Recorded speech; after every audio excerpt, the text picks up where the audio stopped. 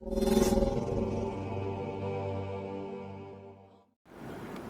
hamdalillah nahmaduhu wa nasta'inuhu wa nastaghfiruh wa na'udzu billahi ta'ala min shururi anfusina wa min sayyiati a'malina man yahdihillahu fala mudilla lahu wa man yudlil fala hadiya lahu wa ashhadu an la ilaha illallah wahdahu la syarika lahu wa ashhadu anna Muhammadan abduhu wa rasuluh salawatullahi wa salamuhu alaihi wa ala alihi wa sahbihi ajma'in.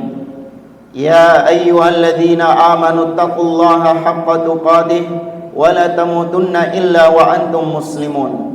Ya ayyuhan nasu taqu rabbakumul ladzi khalaqakum min nafsin wahidah wa khalaqa minha zawjaha wa batha minhuma rijalan katsiran wa nisaa'a wattaqullaha alladzi tasaaluna bihi wal arham innallaha kana 'alaikum raqiba.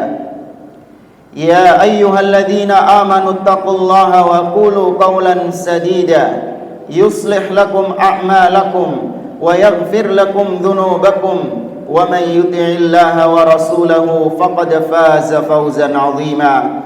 Amma ba'd, fa inna asdaqal hadithi kitabullah wa khairal hadi hadi Muhammadin sallallahu alaihi wasallam wa syarral umuri muhdatsatuha wa kullu muhdatsatin bid'ah wa kullu bid'atin dhalalah wa kullu dhalalatin finnar.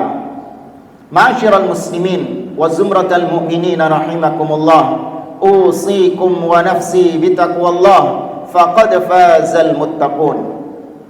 Para jamaah salat Jumat rahimani wa rahimakumullah, saya mewasiatkan kepada diri saya pribadi dan kepada para jamaah sekalian untuk kita senantiasa bertakwa kepada Allah Azza wa Jalla. Takwa dalam artian anta'mala bi ta'atillah ala nurin minallah tarju thawaballah. Dengan kita melaksanakan ketaatan-ketaatan kepada Allah, kita melaksanakannya karena adanya dalil perintah dari Allah, dan kita melaksanakannya dalam rangka mengharapkan pahala surga dari Allah. Takwa juga artinya wa anta truka maksiatallah ala nurin minallah takhafu iqaballah, yaitu dengan kita meninggalkan segala macam kemaksiatan kepada Allah. Kita meninggalkannya karena adanya larangan dari Allah, dan kita meninggalkannya dalam rangka takut akan siksa Allah Subhanahu wa taala. Ma'asyiral muslimin, jamaah salat Jumat rahimani wa rahimakumullah, kita hidup di atas muka bumi ini tidak pernah bisa lepas dari yang namanya sunnatullah, yaitu hukum-hukum yang Allah berlakukan kepada makhluk-makhluknya, hukum-hukum alam yang Allah berlakukan kepada makhluknya. Allah Subhanahu wa ta'ala menjadikan sunnatullah demi untuk menjaga keseimbangan alam semesta ini, demi untuk berjalannya roda kehidupan di alam semesta ini. Dan Allah Subhanahu wa ta'ala tidak akan pernah merubah-rubah atau mengganti-ganti aturan hukum yang sudah Allah Subhanahu wa taala tetapkan. Allah taala berfirman dalam surah Al-Fath, kata Allah Subhanahu wa taala, sunnatullahi allati qad khalat min qabl wa lan tajida li sunnatillahi tabdila. Itulah sunnatullah, itulah aturan-aturan hukum Allah Subhanahu wa taala, hukum sebab akibat yang Allah jadikan kepada makhluk-makhluknya di atas muka bumi ini, yang sudah berlalu sejak zaman-zaman terdahulu. Demikian Allah Subhanahu wa ta'ala menjadikan aturan-aturannya kepada makhluknya. Walan tajida li sunnatillahi tabdila, dan engkau tidak akan mendapati ada perubahan dan pergantian dalam sunnatullah. Ma'asyiral muslimin, jamaah rahimani wa rahimakumullah, di antara sunnatullah yang perlu untuk kita pahami bersama agar kita bisa menjalankan kehidupan di atas muka bumi ini dengan baik, menerima apa yang Allah Subhanahu wa taala tetapkan atas kita. Di antara sunnatullah yang perlu kita pahami adalah apa yang dikatakan oleh para ulama sebagai sunnatullah at-tadafu', di mana Allah Subhanahu wa taala menjadikan alam semesta ini, menjadikan manusia yang ada di muka bumi ini ada dua kutub yang saling berbenturan satu dengan yang lain. Dua kutub yang saling bersinggungan antara satu dengan yang lainnya. Ini Allah Subhanahu wa taala jadikan sekali lagi untuk keseimbangan kehidupan manusia itu. Sebagai contoh dalam kehidupan sehari-hari, tidaklah kita mengenal orang yang sehat kecuali pasti sebabnya adalah karena adanya orang yang sakit. Maka harus ada orang sakit supaya orang sehat itu ada. Demikian juga kita mengenal orang kaya karena adanya orang miskin. Dan kalau kita tarik dalam kehidupan beragama, maka tidaklah ada seorang mukmin kecuali disebabkan karena adanya orang-orang kafir. Tidaklah ada orang yang soleh, yang taat beribadah kepada Allah Subhanahu wa Ta'ala, kecuali karena adanya kubu yang satunya, yaitu yang bermaksiat kepada Allah Subhanahu wa Ta'ala. Tidaklah dikenal ahlus sunnah kecuali disebabkan karenanya ahlul bid'ah. Allah Ta'ala berfirman di dalam surah Al-Baqarah, kata Allah Subhanahu wa Ta'ala, walaula daf'ullahin nasa ba'dahum bi ba'din la fasadatil ard. Seandainya Allah Azza wa Jalla tidak membenturkan sebagian manusia dengan sebagian yang lain, tidak membentrokkan sebagian manusia dengan sebagian yang lain, maka hancur tatanan kehidupan di atas muka bumi ini. Anda bisa bayangkan bagaimana ketika muka bumi hanya diisi oleh orang-orang yang kaya, tidak ada orang miskin satupun di atas muka bumi ini, tidak akan berjalan kehidupan di atas muka bumi ini. Demikian juga ketika hanya diisi oleh orang-orang beriman, juga tidak akan berjalan roda dakwah, amar ma'ruf nahi mungkar dan yang lainnya. Maka semua itu merupakan sunnatullah, merupakan aturan Allah Subhanahu wa Ta'ala, yang semuanya tujuannya sekali lagi untuk balance of nature atau keseimbangan alam semesta ini.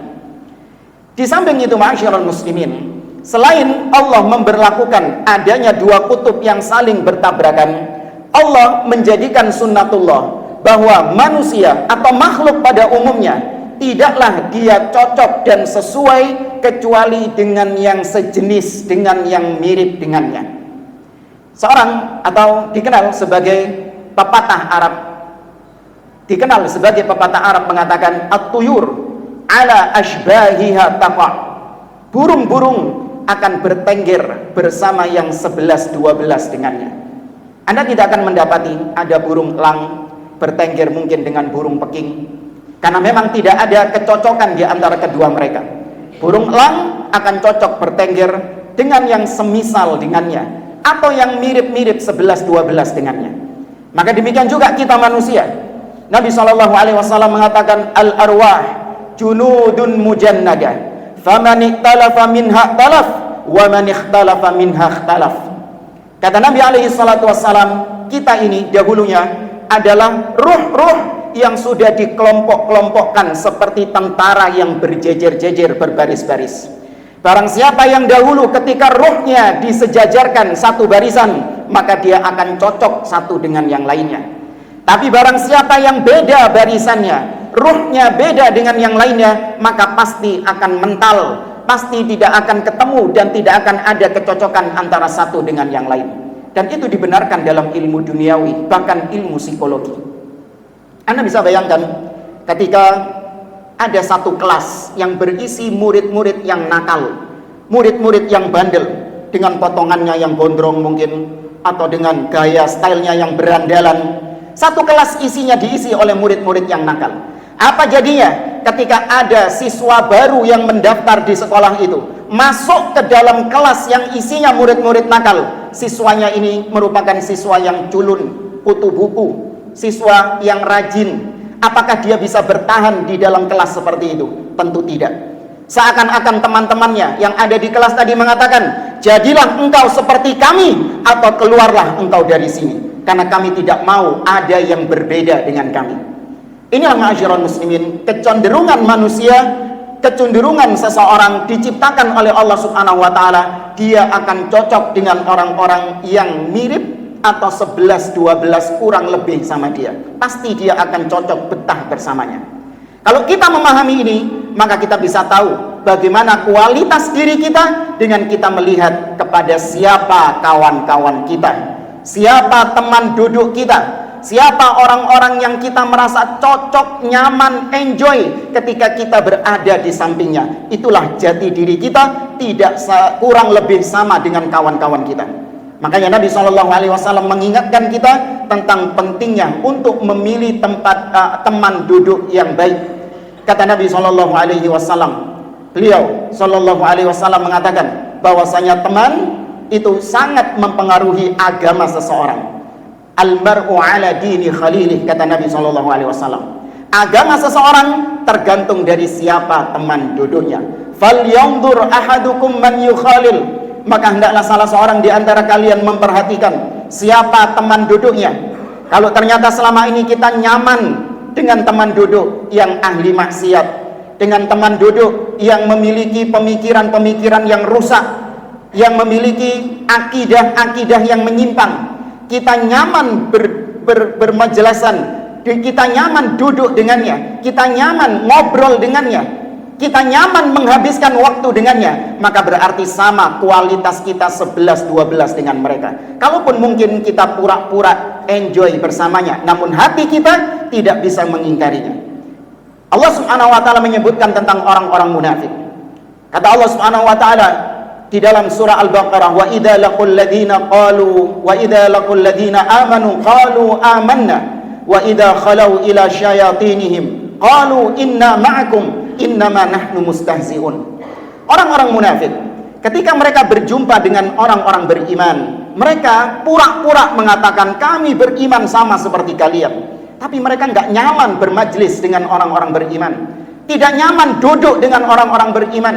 Hati mereka meronta-ronta karena mereka terpaksa duduk bersama orang-orang yang beriman.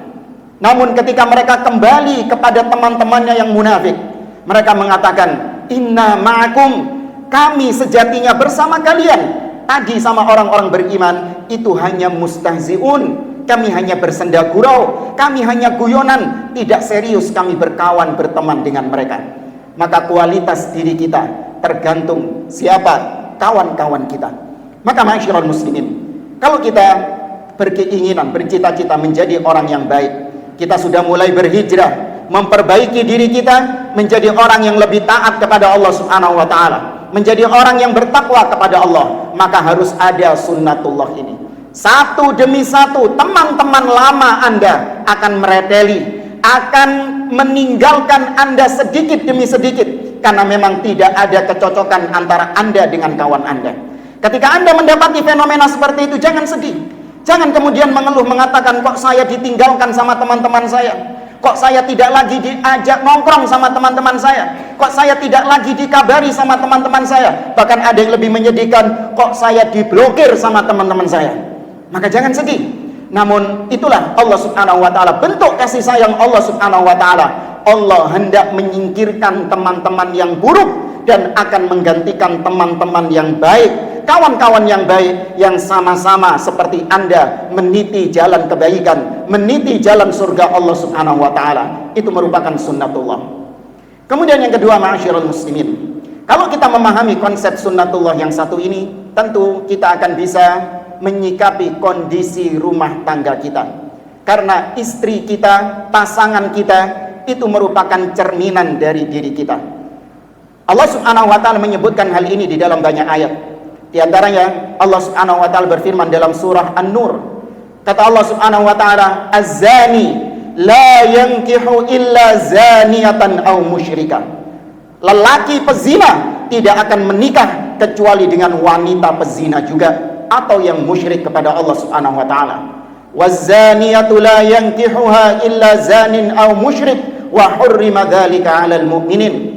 Dan wanita yang pezina tidak akan mungkin dinikahi oleh lelaki pezina kecuali oleh lelaki pezina atau lelaki yang musyrik, dan itu semua diharamkan bagi orang-orang yang beriman kepada Allah Subhanahu wa taala. Di ayat yang lain Allah mengatakan, "Al-khabithatu lil-khabithina wal-khabithuna lil-khabithat wat-tayyibatu lit-tayyibina wat-tayyibuna lit-tayyibat." Wanita-wanita yang buruk untuk lelaki-lelaki yang buruk, lelaki yang buruk untuk wanita-wanita yang buruk, wanita-wanita yang baik untuk lelaki-lelaki yang baik, lelaki yang baik untuk wanita-wanita yang baik. Demikian Allah Subhanahu wa taala jadikan sunnatullah. Apabila dipaksakan, maka tidak akan bertahan lama, tidak akan ada kecocokan, dan mereka akan mental satu dengan yang lain, seperti yang sudah kita sebutkan, dua kubu yang berseberangan. Dan Allah Subhanahu wa taala juga mencontohkan, di antaranya adalah Nabiullah Nuh alaihi salam dan Nabi Lut alaihi salam, di mana Nabi Lut adalah seorang yang beriman kepada Allah. Nabi Nuh juga seorang yang beriman kepada Allah Subhanahu wa taala, memiliki istri yang kufur kepada Allah, memiliki pasangan yang kufur kepada Allah Subhanahu wa taala. Wa daraballahu mathalan lil ladzina amanu imra'ata wa daraballahu mathalan lil ladzina kafaru imra'ata Nuhin wa imra'ata Lut. Dan Allah memberikan permisalan kepada orang-orang yang kafir, yaitu istrinya Nabi Nuh dan istrinya Nabi Lut. Bagaimana ending kehidupan mereka?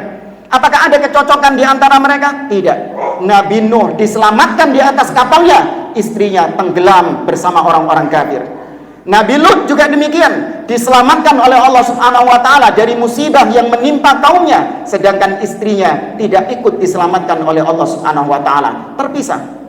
Sebaliknya kata Allah Azza wa Jalla, wa daraballahu mathalan lil ladzina amanu imra'ata fir'aun. Dan Allah memberikan permisalan bagi orang-orang yang beriman, yaitu istrinya Fir'aun, di mana Fir'aun makhluk yang paling kufur kepada Allah Azza wa Jalla, memiliki istri seorang yang mukminah, seorang yang beriman kepada Allah Azza wa Jalla. Bagaimana ending kehidupan mereka? Apakah mereka cocok langgeng? Tidak. Allah tenggelamkan Fir'aun di lautan, sedangkan istrinya tidak ikut ditenggelamkan. Inilah sunnatullah, tidak ada kecocokan antara satu dengan yang lainnya. Maka kalau kita ingin memperbaiki istri kita, kita mengeluhkan tentang istri kita, kenapa istri saya begini, kenapa istri saya begini, maka yang pantas dikeluhkan adalah suaminya. Demikian kondisi istri saya, 11-12 dengan saya. Kalau ingin istrinya baik, kalau ingin istrinya bertakwa kepada Allah Subhanahu wa taala, maka salah satu solusinya dan solusi yang terbaik adalah memperbaiki suaminya. Dengan kita meningkatkan ketakwaan kita kepada Allah Subhanahu wa taala, itu berdampak kepada perilaku istri-istri kita. Aku qouli hadza wa astaghfirullah li wa lakum wa lisairil muslimina min kulli dhanbin fastaghfiruh innahu huwal ghafurur rahim. Rabbil alamin. Wassalatu wassalamu ala asyrafil anbiya'i wal mursalin nabiyina Muhammadin wa ala alihi wa sahbihi ajma'in, thumma amma ba'd. Ma'asyiral muslimin, jamaah salat Jumat rahimani wa rahimakumullah. Di antara pelajaran juga yang bisa kita petik ketika kita memahami sunnatullah, hukum sebab akibat ini, yaitu apa yang dikatakan oleh para ulama, kama takunu yuwalla alaikum, sebagaimana diri kalian, demikianlah cerminan pemimpin kalian. Sebagaimana rakyat, maka demikian pemimpinnya. Kualitas pemimpin itu sama dengan kualitas rakyat. Maka apabila seseorang mendambakan pemimpin yang baik, pemimpin yang adil, maka yang pertama kali dilakukan adalah memperbaiki rakyatnya, memperbaiki kualitas rakyatnya. Maka tidak akan mungkin muncul pemimpin yang adil dari rakyat yang zalim. Allah Ta'ala berfirman dalam surah Al-An'am, kata Allah Subhanahu wa taala, wa kadzalika nuwalli ba'dadh zalimina ba'dan bima kanu yaksibun. Demikianlah kami kuasakan orang-orang zalim, kami berikan kekuasaan kepada orang zalim untuk menguasai orang-orang zalim karena kezaliman yang mereka lakukan. Disebutkan oleh pepatah Arab, umara'ukum ammalukum atau a'malukum, pemimpin-pemimpin kalian itu adalah cerminan dari perbuatan-perbuatan kalian sendiri. Apa jadinya? Apabila ada seorang pemimpin yang adil, seorang pemimpin yang soleh, seorang pemimpin yang baik, memimpin rakyat yang kualitasnya buruk, memimpin rakyat yang kualitasnya jauh daripada kepemimpinannya, daripada pemimpinnya. Pernah terjadi dan Allah jadikan hal itu. Seperti misalnya pada zaman Ali bin Abi Thalib radhiyallahu taala anhu, di mana kualitas kaum muslimin sudah semakin bobrok, tidak sebagaimana kualitas rakyat di zaman Abu Bakar dan Umar. Apakah mereka cocok dengan kepemimpinan Ali bin Abi Thalib? Tidak. Mereka mengatakan kepada Ali bin Abi Thalib, ya Amiral Mukminin, mal fitanul lati istatharat fi zamanika wa lam takun fi zamani Abi Bakrin wa Umar. Wahai Amirul Mukminin Ali bin Abi Thalib, kenapa sih di zamanmu ini banyak terjadi huru-hara, banyak terjadi kekacauan, tidak sebagaimana makmurnya zaman Abu Bakar dan Umar? Ali dikeluhkan oleh rakyatnya. Maka Ali bin Abi Thalib mengatakan, "Na'am, kana Abu Bakrin wa Umar waliyan ala mithli." Oh iya, karena dulu Abu Bakar dan Umar memimpin rakyatnya kualitasnya seperti aku, kata Ali bin Abi Thalib. wa kuntu waliyan ala mithlik, sedangkan aku memimpin kualitas rakyatnya seperti engkau. Maka meskipun pemimpinnya baik, kualitas rakyatnya bobrok, tidak akan mungkin negeri itu makmur, diberikan kemakmuran oleh Allah Subhanahu wa taala. Hal yang sama juga terjadi pada Khalifah Abdul Malik bin Marwan dari Daulah Umayyah. Khalifah Abdul Malik bin Marwan lagi-lagi dikeluhkan oleh rakyatnya. Abdul Malik bin Marwan berkhutbah kepada rakyatnya, ayyuhan nas, aturidun an nakuna mithla Abu Bakrin wa Umar. Wahai sekalian manusia, wahai rakyatku, apakah kalian menginginkan kami yang ada di pemerintahan seperti Abu Bakar dan Umar, dua khalifah, dua maskot keadilan seorang pemimpin? Kata rakyatnya, bala, iya, kami ingin menuntut engkau adil seperti Abu Bakar dan Umar. Kami ingin engkau seperti Abu Bakar dan Umar. Apa jawaban Abdul Malik bin Marwan? Beliau mengatakan, fakunu lana mithla rijali Abi Bakar wa Umar. Maka jadilah kalian rakyat seperti rakyatnya Abu Bakar dan Umar. Jamaah rahimani wa rahimakumullah. Banyak di antara kita mendambakan kekhalifahan, kepemimpinan, memiliki pemimpin seperti Abu Bakar dan Umar.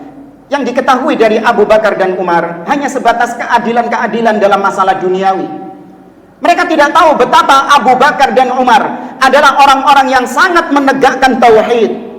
Mereka adalah orang-orang yang benar-benar berpegang dengan sunnah. Cocokkah kualitas rakyat apabila mendapatkan pemimpin seperti itu? Umar ibn Khattab ketika mendapati pohon yang dulunya pernah Nabi SAW dan para sahabatnya berbaiat di pohon itu, tiba-tiba di zaman Khalifah Umar berubah menjadi pohon yang dikeramatkan. Karena memang pohon ini disebutkan oleh Allah di dalam Al-Quran, laqad radiyallahu 'anil mu'minina idh yubayi'unaka tahta asy-syajarah. Sungguh Allah telah ridha kepada orang-orang beriman yang membaiatmu wahai Muhammad di bawah pohon. Pohon yang bersejarah di zaman Nabi SAW. Namun ketika zaman Umar ibn Khattab berubah menjadi pohon yang dikeramatkan. Orang-orang berbuat kesyirikan di pohon tersebut. Bagaimana reaksi Khalifah Umar ibn Khattab ketika melihatnya? Umar ibn Khattab langsung menebang pohon tersebut karena beliau tidak mau ada kesyirikan di dalam rakyatnya. Apakah perilaku Umar ibn Khattab seperti ini? Ketika diterapkan, Umar benar-benar hadir di tengah-tengah kita menjadi pemimpin dan punya kebijakan seperti ini. Apakah diterima oleh rakyatnya yang kualitas mereka masih getol dengan kesyirikan kepada Allah Subhanahu wa taala? Masih banyak yang berbuat syirik kepada Allah Subhanahu wa taala. Gak lama Umar akan dilengserkan. Umar ibn Khattab radhiyallahu ta'ala anhu memiliki kebijakan dalam masalah duniawi, dalam masalah ekonomi. Umar ibn Khattab mengatakan, la yabi'u fi suqina hada illa al-faqih. Tidak boleh ada yang berjualan di pasar kecuali orang yang paham fikih jual beli. Anda bayangkan Umar ketika menjabat di negeri ini, ketika dibangkitkan menjabat, punya kebijakan seperti itu. Gak sampai satu hari Umar ibn Khattab akan dilengserkan, bahkan akan dibunuh, karena rakyat yang rusak tidak akan cocok dengan kepemimpinan Umar ibn Khattab radhiyallahu ta'ala anhu. Maka inilah yang diserukan oleh Ahlus Sunnah, diserukan oleh dakwah Ahlus Sunnah wal Jamaah, bahwasanya perbaikan negeri bukan dengan cara mengganti pemimpin, memberontak kepada pemimpin, mengkudeta pemimpin, tidak. Bukan itu solusi untuk memperbaiki negeri. Solusi untuk memperbaiki negeri adalah dengan kita memperbaiki kualitas rakyatnya.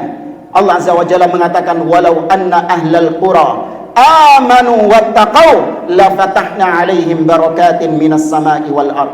Seandainya penduduk suatu negeri mereka beriman dan bertakwa, maka Allah akan bukakan keberkahan dari langit dan bumi. Innallaha la yughayyiru ma biqaumin hatta yughayyiru ma bi anfusihim. Allah tidak merubah nasib suatu kaum sampai mereka merubah siapa? Merubah pemimpinnya? Tidak, sampai mereka merubah kondisi mereka masing-masing. Maka pantaskan diri kita, cocokkan diri kita untuk memiliki pemimpin yang adil dengan cara kita meninggalkan kezaliman-kezaliman, kita meninggalkan kesyirikan kepada Allah, kita meninggalkan kemaksiatan kepada Allah, dan kita semakin bertakwa kepada Allah Azza wa Jalla. Kapan Allah pantaskan kita untuk mendapatkannya? Allah Subhanahu wa taala Maha mengetahuinya. Yang penting laksanakan tugas kita sebagai hamba Allah Subhanahu wa taala. Innallaha wa malaikatahu yusholluna 'alan nabi ya ayyuhalladzina amanu sallu alaihi wa sallimu taslima. اللهم صل على محمد وعلى آل محمد كما صليت على إبراهيم وعلى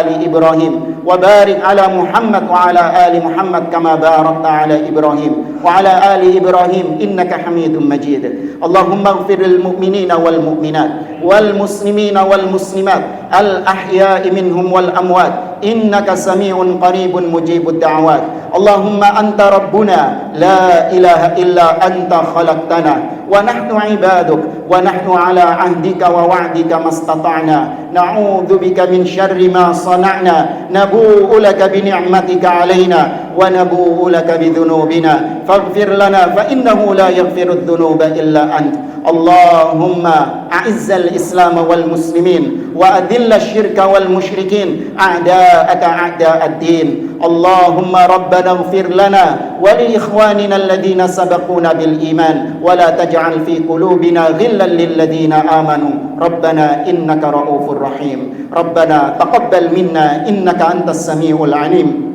وتب علينا إنك أنت التواب الرحيم ربنا آتنا في الدنيا حسنة وفي الآخرة حسنة وقنا عذاب النار وصل اللهم على نبينا محمد وعلى آله وصحبه أجمعين وآخر دعوانا أن الحمد لله رب العالمين وقوموا لصلاتكم يرحمكم الله